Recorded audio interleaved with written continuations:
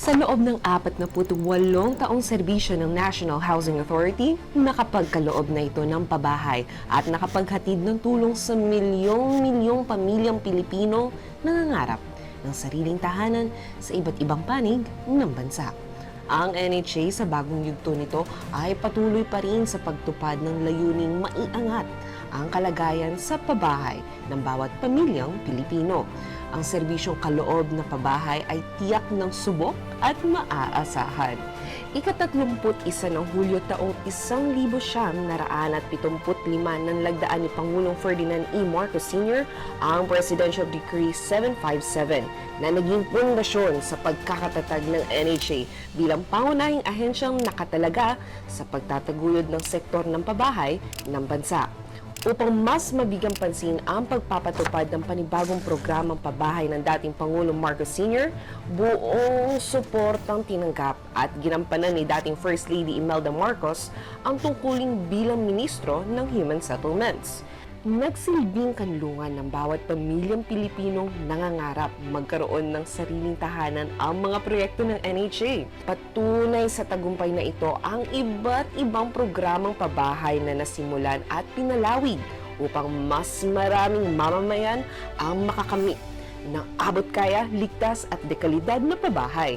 Naging daan ng mga ito upang makabuo ang ahensya ng mga komprehensibong programang makatutugon sa pangangailangang pabahay ng bansa. Kabilang sa mga ito ang Resettlement Program para sa mga informal settler families na naninirahan sa mapanganib na lugar, apektado ng Supreme Court Pandamus ruling sa paglilinis ng mga daluyan ng tubig patungong Manila Bay. Tinamaan ng mga proyektong infrastruktura ng pamahalaan at napinsala ng kalamidad.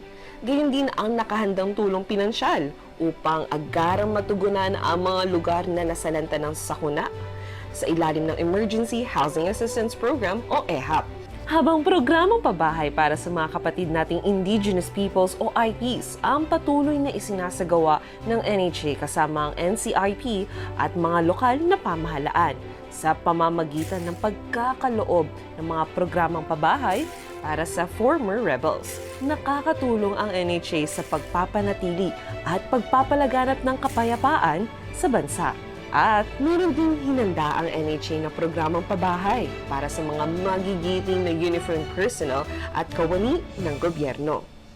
Pagpasok ng makabagong panahon, ang NHA ay mas pinagtibay ang hangarin nitong masolusyonan ang matinding pangangailangan ng pabahay sa bansa. Ito'y mas pinalakas pa ng kasulukuyang pamamahala ni Pangulong Ferdinand R. Marcos Jr. sa pamamagitan ng kanyang pambansang pabahay para sa Pilipinong Program o 4PH bilang pangunahing programa ng kanyang administrasyon. Mga matatayog na pangarap ay maaabot kasama ang inaasam na tahanan. Katuwang natin ang lokal na pamahalaan at pribadong sektor upang matulungan ang Pilipino sa pangangailangan ng pabahay.